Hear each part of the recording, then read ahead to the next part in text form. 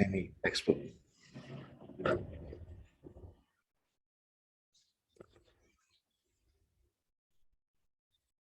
Oke, jadi diskusi kita kali ini tentang sepertinya ini lebih ke bagaimana kita menjustifikasi teknik-teknik integral yang sudah kita lakukan gitu ya. Beberapa hanya teknis saja, tapi beberapa perlu ya berepsilon n, epsilon delta gitu ya, memang dijustifikasi dengan aproksimasi. Oke. Nah, pertama setelah kita punya teorema dasar kalkulus, yaitu bagaimana kita bisa menghitung integral tentu. Ya. Ada beberapa rumus gitu ya. Salah satunya integration by parts ini ya. Jadi integrasi bagian demi bagian. Nah, kita sudah sampai sini. Yang terakhir, jadi ini pada dasarnya kalkulus saja. Di sini kita lihat catatan yang lalu di sini.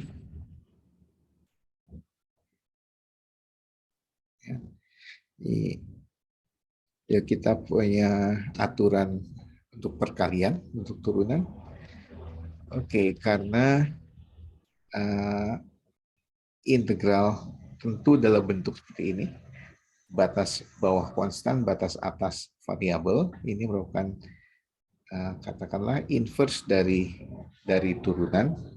Maka sekarang kalau ini kita integralkan, maka ini kita dapat ini kembali. Ya. Ini selisih kita tuliskan. Jadi dengan asumsi kan ini terintegralkan, sehingga tinggal kita pindahkan ini jadi dua integral, pindahkan, selesai. Ya. Jadi buktinya sih tidak berbeda dengan di kalkulus, persis sama sini.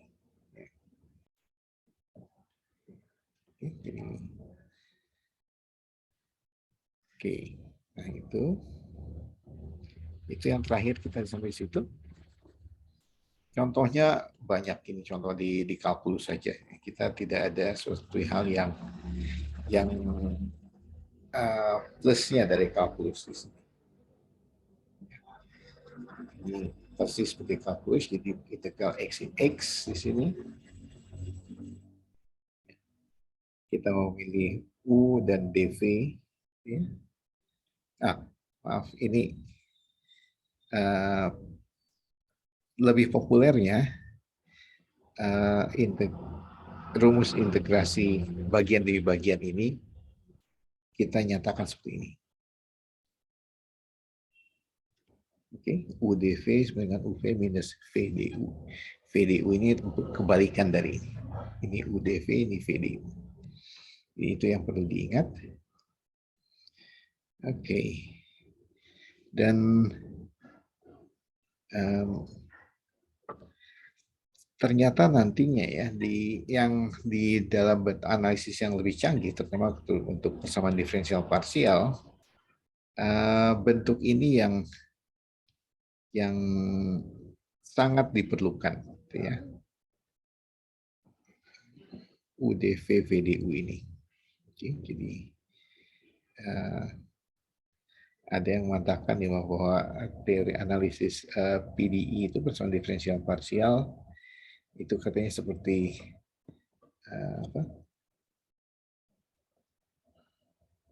sebentar, apa kata-katanya saya lupa, tiba-tiba hilang yang saya mau ceritakan.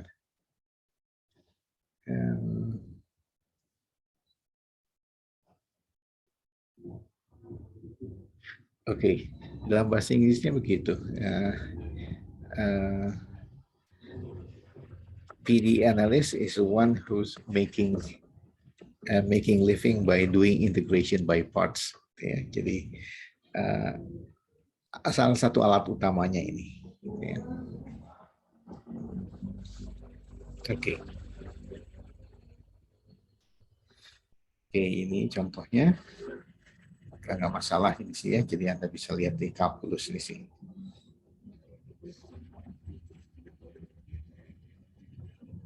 Demikian juga untuk log gitu ya. Log di sini ini sebetulnya adalah log natural di sini. Ya, dengan demikian turunan dari log adalah super X. Jadi artikan sebagai ln, log natural, log sini.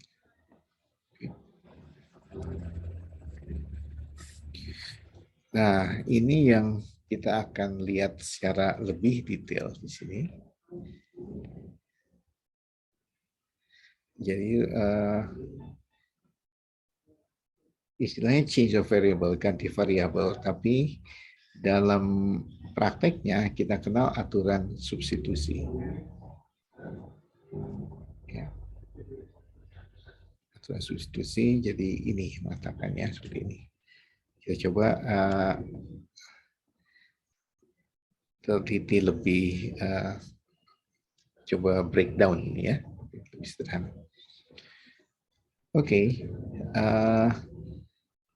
Oke, kita jangan baca dari V-nya dulu, ya. Jadi kita lihat apa yang mau diceritakan di sini. Itu ya rumusnya. Jadi kita menghitung integral F dengan batas C dan D, ya, F di sini. Kemudian T-nya ini diganti oleh satu variabel baru. Ya. Variabelnya apa? T-nya itu nanti digantikan oleh V. Ya. Jadi T digantikan oleh V. Oke. Dan DT-nya nanti digantikan oleh ini. Oke. Dan kalau Anda lihat sekilas kenapa buktinya jadi panjang begini ya. Kita lihat kasusnya kenapa bisa. Oke. Dan ini tidak lain dari aturan substitusi.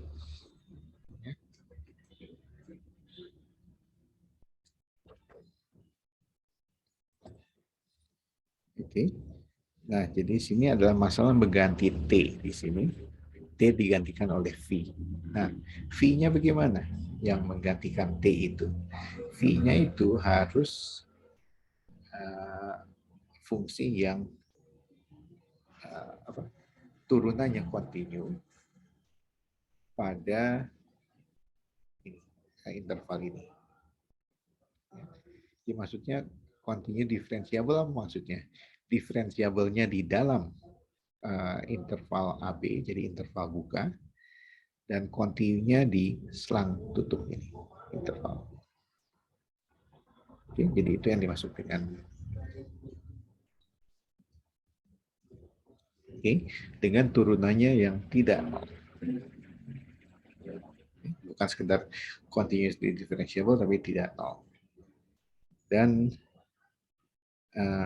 F-nya harus terintegral pada kiri. Oh, itu asumsinya ini kan supaya ini bisa ini ada. Dan kalau ada, ini cara menghitungnya. Jadi kita membaca bagaimana kita membaca teorema ini. Ya. Nah, jadi kalau kita lihat sedikit demi sedikit ini. Jadi ini akan menggantikan T. Bagaimana syarat menggantikan T? Harus continue differentiable. Ya. Artinya turunannya continue. Dan bukan saja itu, tapi tidak nol. Kenapa tidak nol? Tidak nol ini pada ini. Ya. Dan karena tidak nol dan continue, maka kalau dia positif hanya selalu positif, kalau dia negatif akan selalu negatif. Ya. Kenapa? Kalau memang tidak nol, ya, tapi tandanya ada yang positif, ada yang negatif, dan kalau continue kan dia harus menabrak nol. Ya. Jadi asumsi tidak nol dan continue, ya, ini menyebabkan tandanya ini hanya positif saja atau negatif saja. Oke. Oke, apa yang Anda ingat sekarang kalau turunan fungsi, turunannya positif saja atau negatif saja? Sifat apa yang kita dapat dari fungsi itu?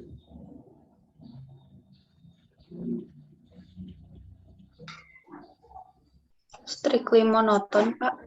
Strictly monoton. Kemudian kalau monoton, apa yang kita dapat? Invertible. Invertible. Jadi maksudnya ini, jadi kita bisa menggantikan T dengan ini, tapi sebaliknya ini juga bisa digantikan oleh T. Ya, dia berlaku bolak-balik. Itu sebabnya kita punya. Oke, kalau kita coba uraikan sedikit. Ini sebelum kita ke buktinya ya, kita coba mengartikan ini.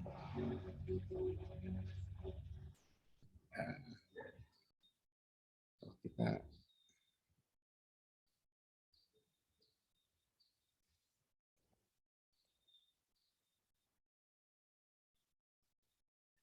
kira-kira coret-coretannya di sini.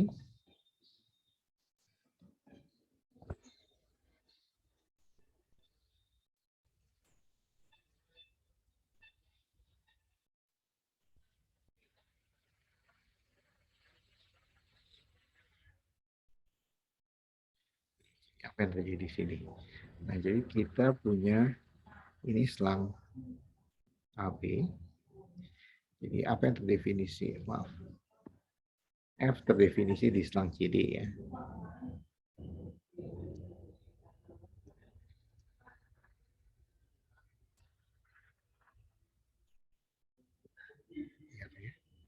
Kemudian kita punya ini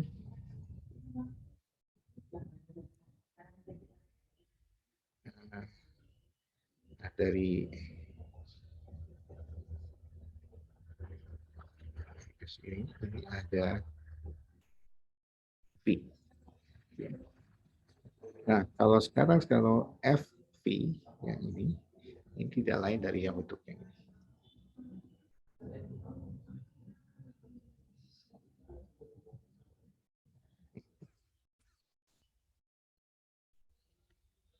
Oke, jadi apa artinya? Jadi F, V sama dengan V. Nah, tapi sekarang karena V-nya dengan asumsi ini V-nya invertible, maka kita akan punya juga. Jadi sebetulnya kita bisa F ini bisa dinyatakan sebagai, oke, tadinya yang ini adalah yang ke atas dulu jalurnya, belum ke sini. Ya. Tapi yang ini sekarang bisa dinyatakan juga oleh ini dan sini. Oke, jadi bolak-balik. Karena itu kita sebut sebagai pergantian variabel. Jadi pergantian variabel itu agar ininya harus perlu invertible. Oke, nah itu yang kita sebut sebagai ganti variabel. Nah, jadi kita misalkan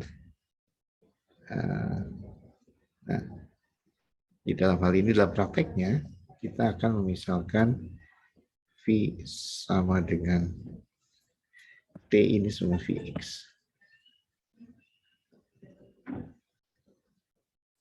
Oke, maka ini prakteknya. Maka dt sama dengan V aksen dx. Oke. Nah, karena itu ini akan muncul V aksen dx. Itu buat biasa. Jadi tidak lain, ini sebenarnya aturan substitusi.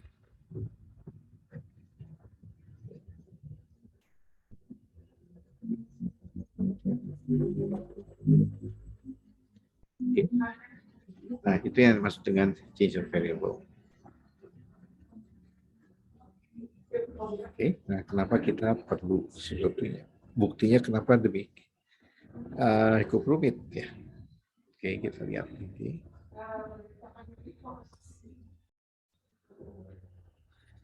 Oke, kita lihat. Kita belum ke buktinya. Kita lihat yang berikutnya, teorema berikutnya apa bedanya? Kita perhatikan.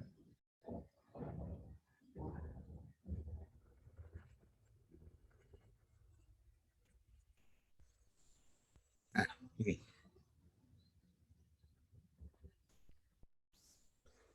Kalau ini buktinya hanya begini, pendek. Jadi yang di kalkulus yang kita temukan hanya fungsi yang ini, versi yang ini. Ya, kalau integralnya kontinu. Nah, kalau tadi asumsinya integralnya itu terintegral. Kalau ini kontinu kan dengan sendirinya terintegral. Oke, begini. Ya, ini sama dengan CD juga sih. Ini CD.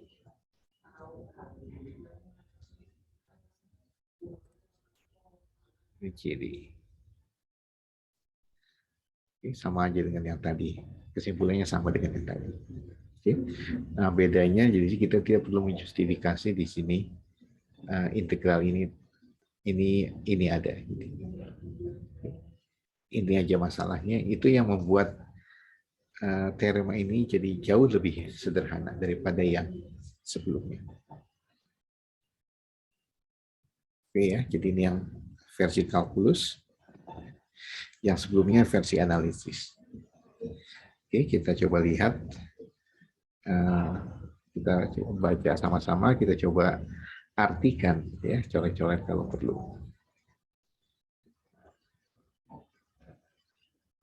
Saya besar.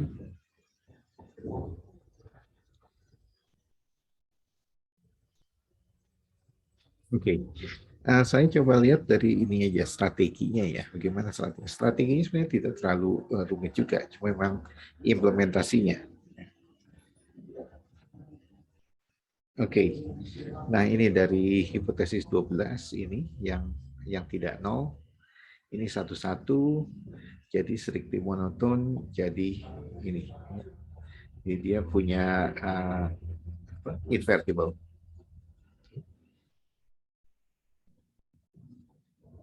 Jadi adalah VAB.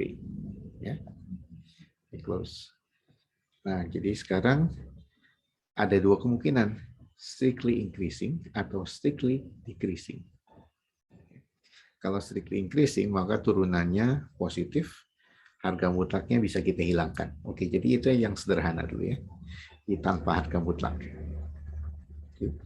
Nah, CD sendiri, kalau increasing artinya positif, yang maksimumnya ada di sebelah kanan, minimumnya ada di sebelah kiri, increasing. Ya, karena itu interval CD ini, kita ingatkan lagi, CD, ya, oke, ini yang CD, jadi C ini adalah VA, dan D adalah VB. Oke, nah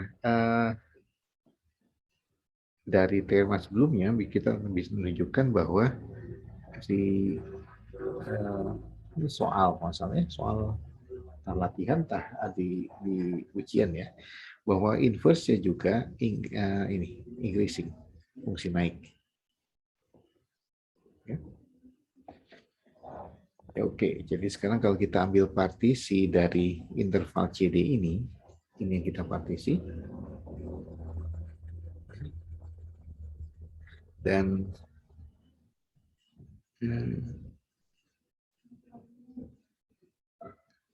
jadi dan ini interval di sini kita ambil interval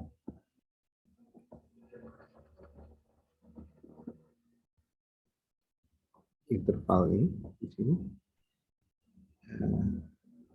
ET 1, T0, T1, T2, dan seterusnya.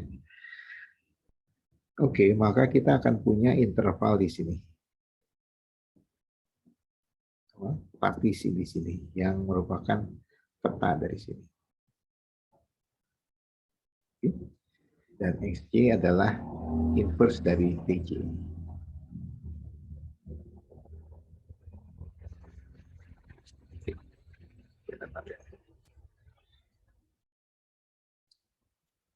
Jadi itu hubungannya. Di sini ada partisinya P tilde, di sini partisinya P.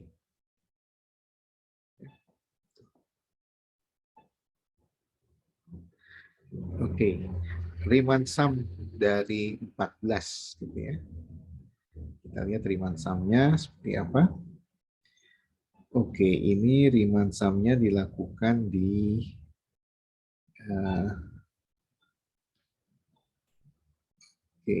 F. Oke, Riemann sum dari right hand side dari yang ini. Oke. Nah, jadi bentuknya ini komposisi di F ini. Jadi yang X di sini X. Ini T ya. Di X ya. Bukan X, tapi S ya. Sebagai variabel.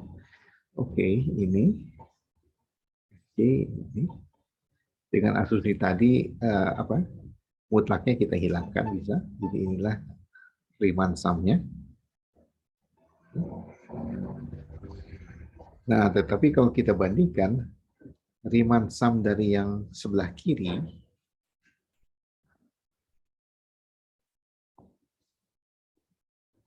Riemann sum yang sebelah kiri bentuknya ini sebelum pakai sigma ya.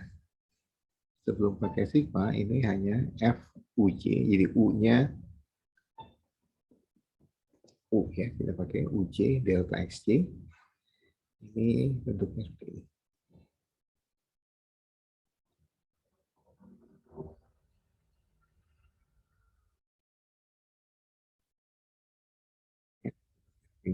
Nah, ini kita akan menyamakan ini dengan ini.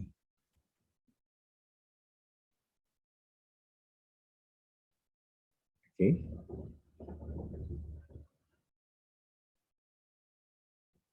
Nah, kita akan pilih dengan teorema nilai antara.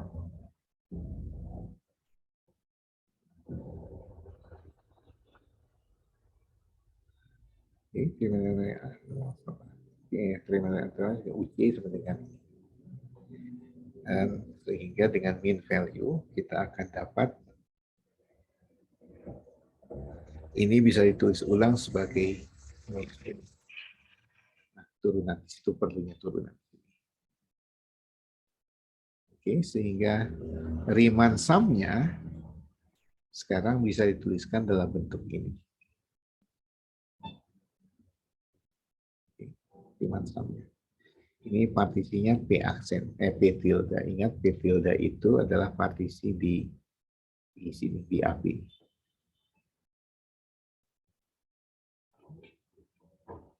Oke. Jadi itu yang mau disamakan di sini.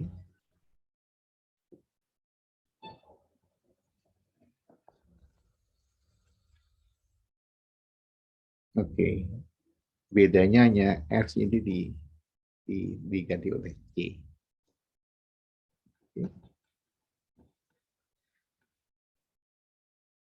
Nah, tetapi CC dan SC ini ada di interval ini, sedangkan nanti kan intervalnya diperhalus ya, jadi ini akan CC dengan SC akan semakin kecil. Oke. Semakin kecil dan karena asumsi kontinuitas, ya, ini akan menuju limit yang sama. Oke. Nah, kalau begitu, mestinya bahwa yang ini akan kira-kira sama dengan yang berikut. Oke. Kira-kira itu yang ditujunya. Nah, cuma memang strateginya bagaimana pembuktiannya. Tapi kira-kira itu gambaran buktinya. Oke, jadi ini detailnya sekarang.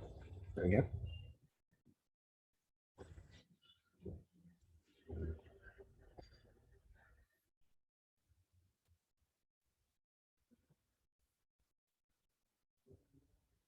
Oke. Nah, jadi kasus satu tuh increasing gitu ya. Jadi yang kasus di mana tanda mutlaknya kita hilangkan. Lupakan itu.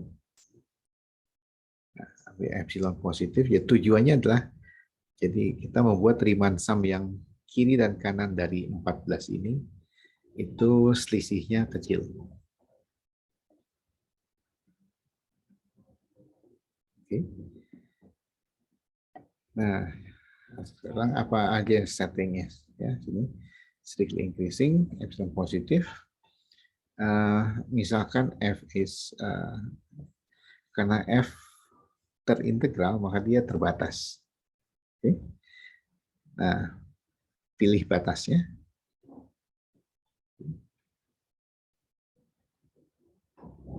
Nah, V akse ini continue pada selang ini, maka dia uniformly continuous seragam.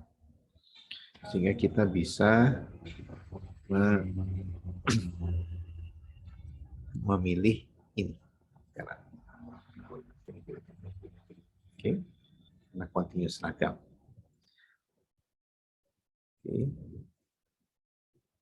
Nah, jadi sekarang kalau dipetakan oleh F, sedangkan F ini fungsi yang terbatas oleh M.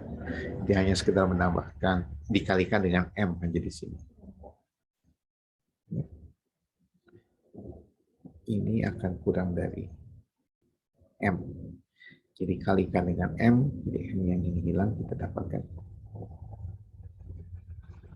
Oke. Nah, ini apa yang mau dijumlahkan dalam jumlah Riemann. Oke. Oke, dari fungsi inverse, karena V-nya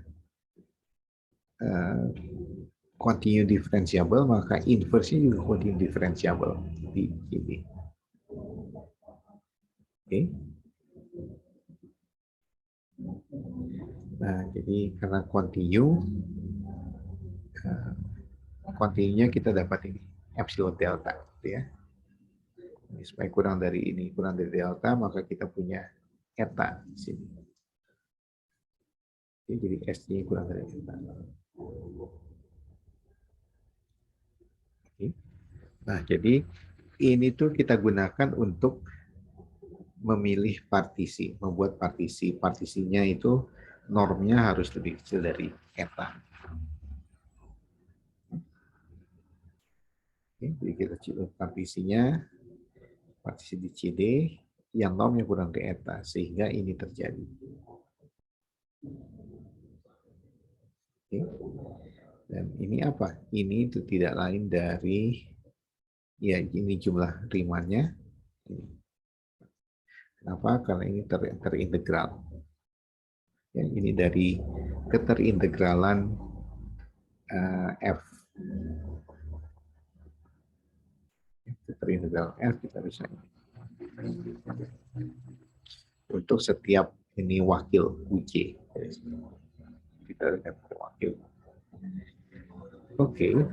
Nah, sekarang ini akan dipindahkan ke interval AB ini di interval CD. Kita jadikan interval AB.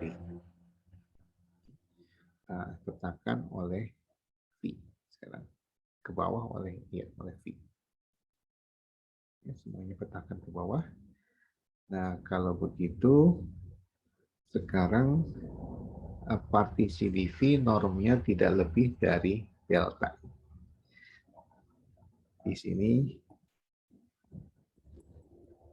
ini CD.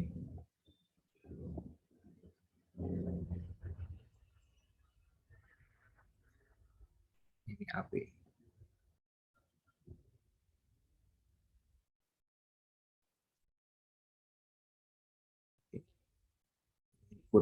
Normnya kurang dari uh, P tilde kurang dari delta. Oke, dari sifat ini. Oke, dari mean value kita pilih ini. Di sini munculnya turunan. Oke, jadi munculnya turunan sebenarnya dari mean value juga. Oke, nah jadi sekarang kalau kita lihat ini, kita uraikan delta XY-nya apa, delta XY-nya tidak lain dari ini. Akan ditekan ke bawah. Oke. Dan kemudian FUC-nya sebentar ini.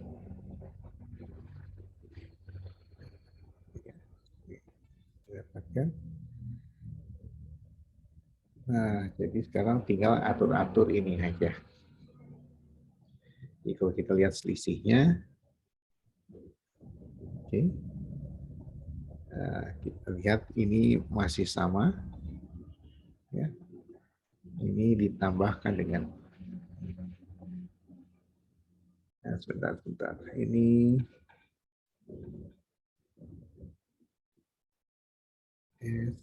sebentar, ini aturannya FSJ V delta. Oke. Ini delta XJ kan XJ kurang ini, tapi XJ adalah V dari SJ, V aksen.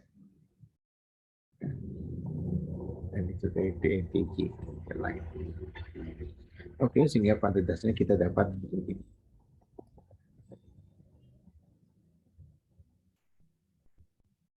Oke, nah, jadi menunjukkan bahwa ini sama dengan ini. Jadi ini integral, ini adalah apa? Ini Riemann sum dalam bentuk ini FV yang ini akan konvergen ke integral dari F V, gitu ya. D V aksen D X dari Q sampai.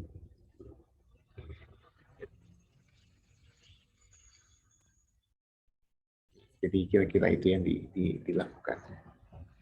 Nah, lihat detailnya, lihat dari sini. Nah, kasus 2 kalau strictly decreasing. Nah, yang terjadi kalau decreasing apa? Kalau decreasing bahwa yang di sini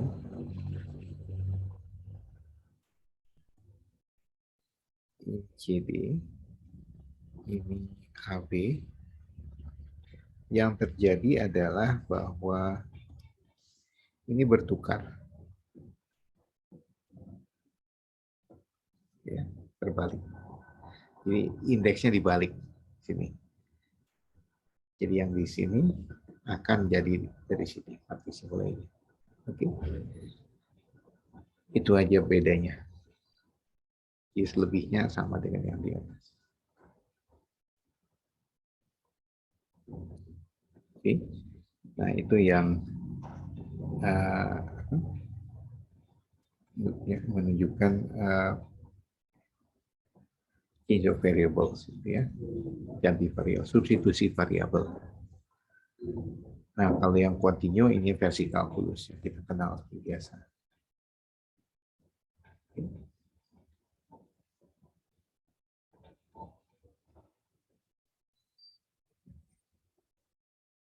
Oke, nah contohnya kita hanya lihat sekilas saja. Ini Anda lihat sendiri. Ya.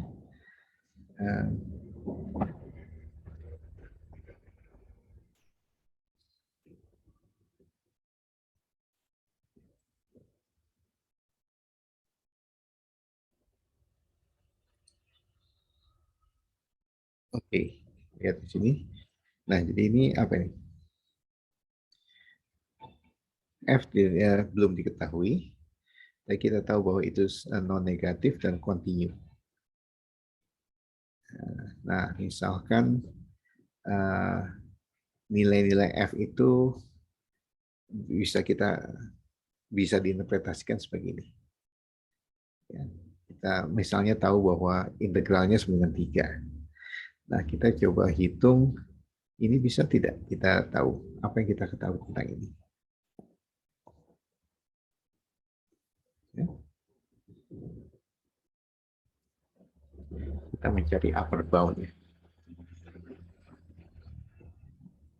Oke, ini tipe yang kita tidak lakukan di kalkulus ini. Jadi baru kita lakukan sini. Oke, itu caranya kalkulus. Oke.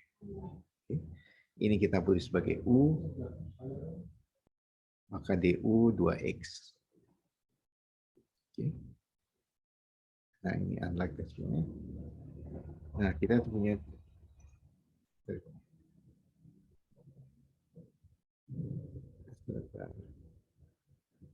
Oke, karena X-nya di antara 1, 2, maka X-nya yang lebih besar dari 1, dan ini non negatif. Jadi sekarang kita lihat bahwa ini. Oke, ini cukup jelas tidak? Gimana kita bisa meyakinkan bahwa ini terjadi?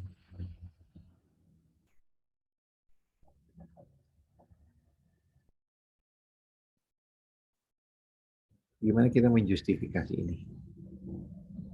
Apakah jelas tanda ini?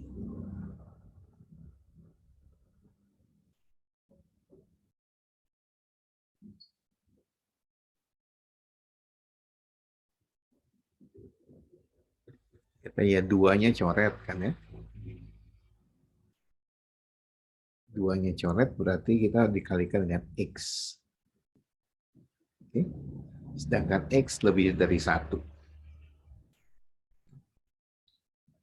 Jadi seperti mengalihkan F ini dengan sesuatu yang lebih dari 1. Untuk setiap X-nya berubah-ubah, tapi lebih dari 1. Karenanya dia akan kita dapat tanda kesamaan seperti itu.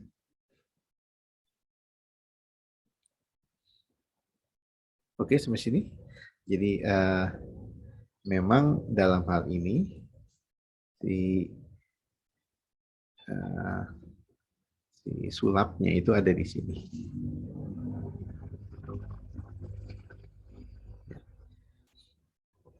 Sehingga memang kita bisa menambahkan 2X di sini. 2X dx yang maknanya ini menjadi d. Oke. Nah, kalau kita mengubah ini, maka batasnya juga berubah. Di dalam hal ini, U-nya X kuadrat plus 1, gitu ya. Jadi kalau X-nya 1, dia jadi 2, X-nya 2 jadi 5. Ini bisa dihitung sekarang. Ini diketahui. Ya, diketahui ini 3. Ini 2.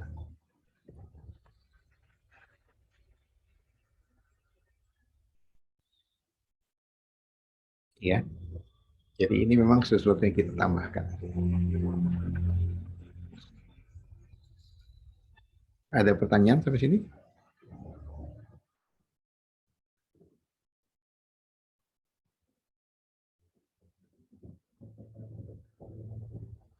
Oke.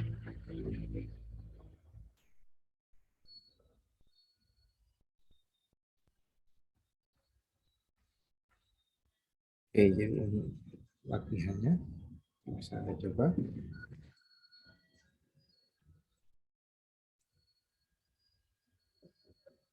Oke. Kita lanjutkan ke bahasan berikutnya tentang integral tak wajar itu ya.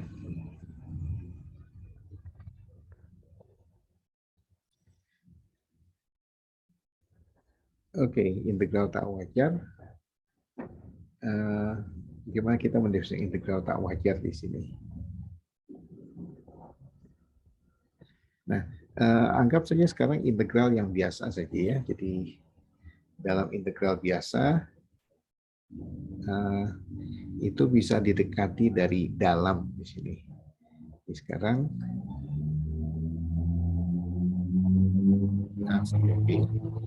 f-nya terintegral di sini, maka itu bisa ditulis sebagai c ini d. Oke, ini dilimitkan ke sini, d-nya digerakkan ke b. Oke, dilimitkan ini b-nya, limitkan ke c. Oke.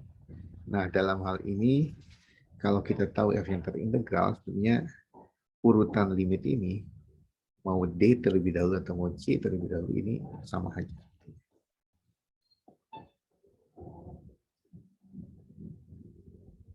Oke. Ini justifikasinya, gitu ya. Oke, karena terintegralkan ini sudah aman, jadi ini pasti ada dan continue. Ini teorema apa? Sebelum teorema dasar kalkulus. Oke, nah jadi ini kita tahu dengan teorema dasar kalkulus kita hitung ini karena dia terintegral, continue terintegralkan. Oh, maaf karena terintegralkan ya cukup sini. Oke, dan FB itu tidak lain dari limit F. Sebentar. D. FC ini kan sebenarnya ini ya, tidak memuat D, karena itu dia bisa keluar sebenarnya.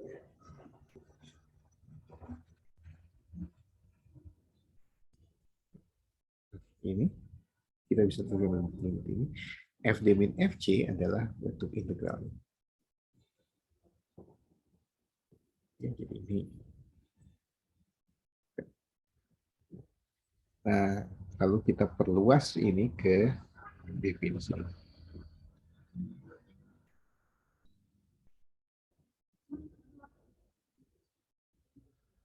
Kita istilah dulu. Nah, sekarang interval kita, ini ada interval buka, bisa tidak terbatas, interval tak terbatas di sini. Jadi B-nya bisa tak hingga atau A-nya bisa min tak hingga, atau bisa keduanya min tak hingga sampai tak hingga. Nah, jadi kita sebut sekarang. Nah, ingat integral Riemann itu untuk selang tutup berhingga dan fungsi terbatas. Ya. Jadi yang ini kita lihat bahwa intervalnya bisa tidak terbatas. Oke. Jadi apa yang kita sebut sebagai locally integrable, integrable secara lokal. Integral secara lokal ya, jika dia terintegral setiap interval tutup subset dari AB di dalam. Oke. Dia terintegralkan untuk setiap ini.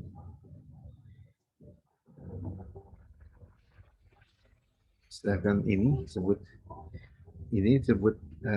terintegral secara tak wajar di sini jika harusnya locally integrable dan ini merupakan limit dari skala yang di dalam. Limit ini ada dan berikat. Oke. Nah, jadi apa yang kita lihat dari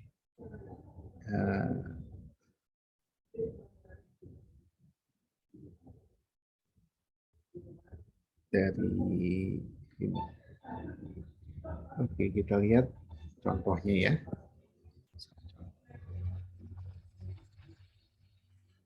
Copy aja dulu itu. Ini.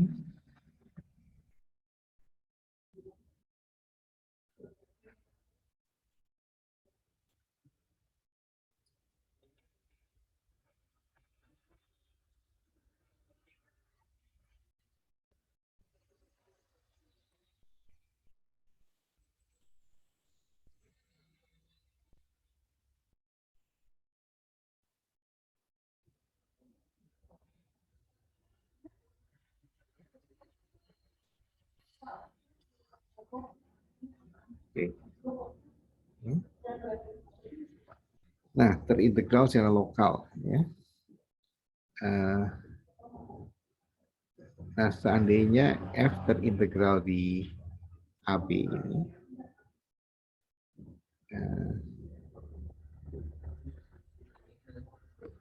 yuk.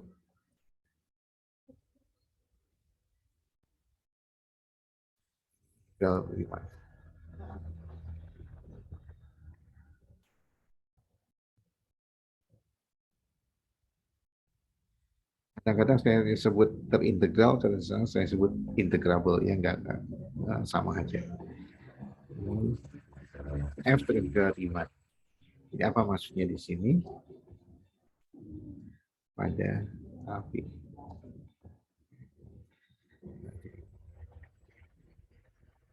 Pada selang I. Nah, yang pertama ada syarat I-nya itu selang tutup.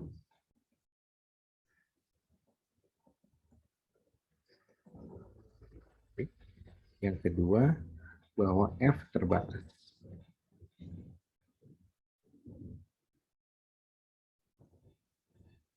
Dua ini. Nah, sekarang kita mau mendefinisikan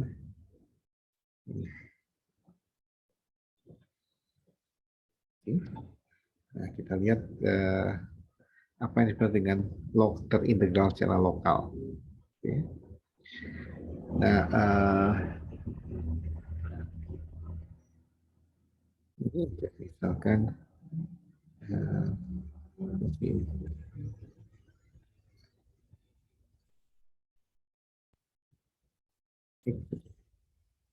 di mana untuk X kita lihat di sini. Ya. Nah, kita lihat di sini apapun ini ya,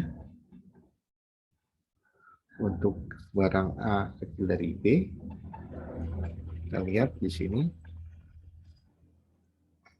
ini mas selalu ini kan ya, apa nih? Jadi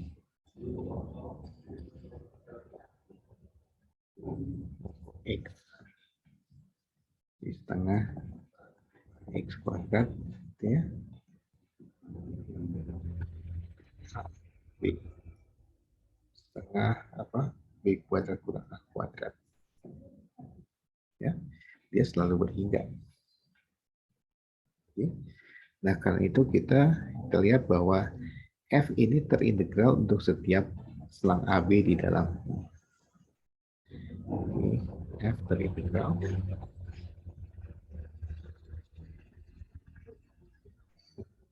pada AB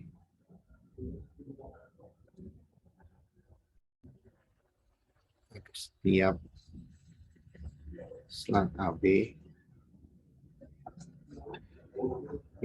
Jadi ini yang kita sebut terintegral secara lokal.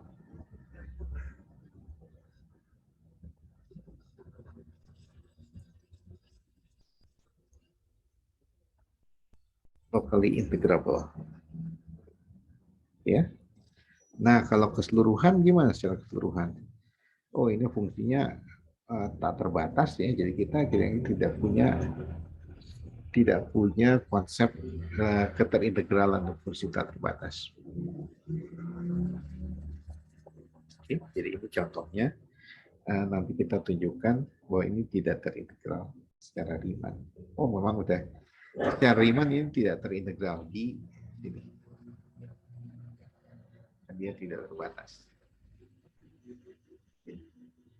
Nah, tapi masih terintegral secara lokal.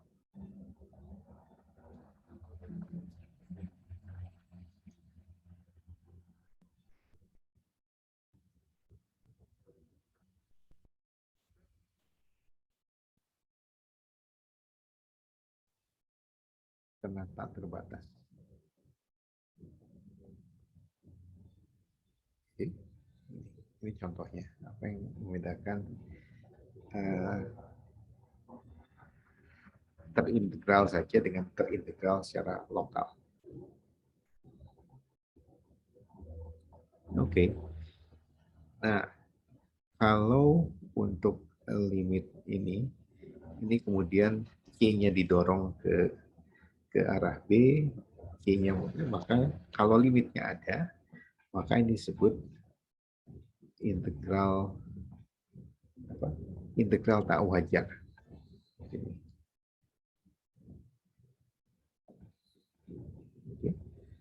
Contohnya di sini. Nah, misalnya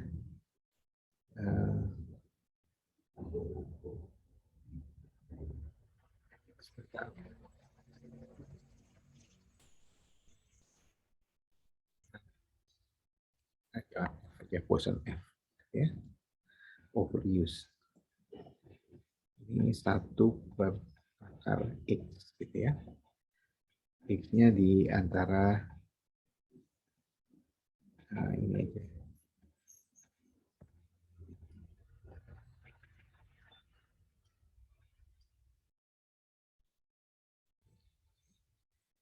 Nah, kita lihat di sini, misalkan kita punya AB ini, langsung aja kita ambil seperti ini. Ini positif, ini 1, gitu ya. Dan kita hitung ini.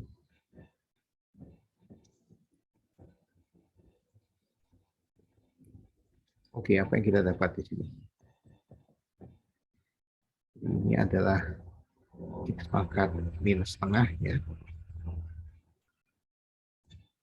Oke, integralnya kita tahu ini berapa, tambah 1/2 jadi 2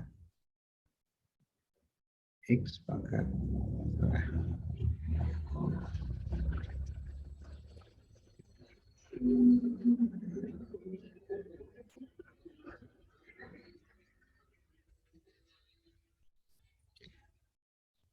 Dan kita lihat di sini, kalau kita limitkan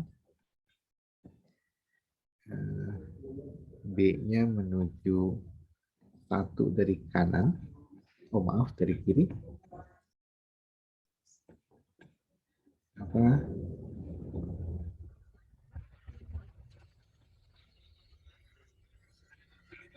ya, kiri, ya, kita limitkan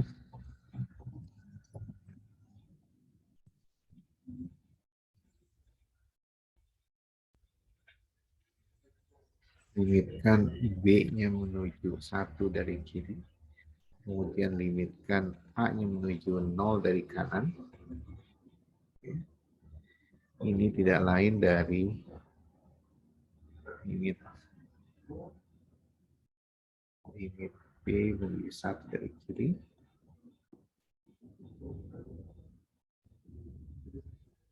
Oke. Jadi yang ini menuju 1. Ya. Ini menuju 0.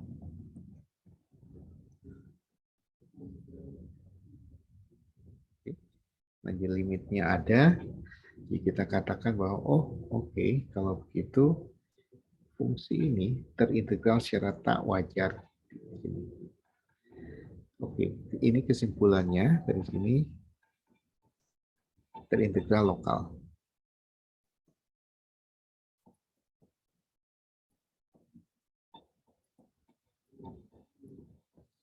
Oke. Nah, di sini ini kesimpulannya, oke, terintegral tak wajar.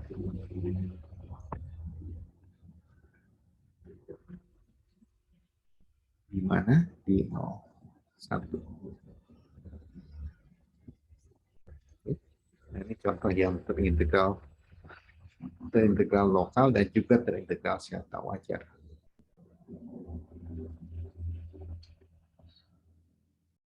Oke. Nah, tentunya kalau terintegral secara Riemann, maka dia terintegral secara lokal ya, itu otomatis. Oke, kita coba break dulu sebentar. Kita break dulu.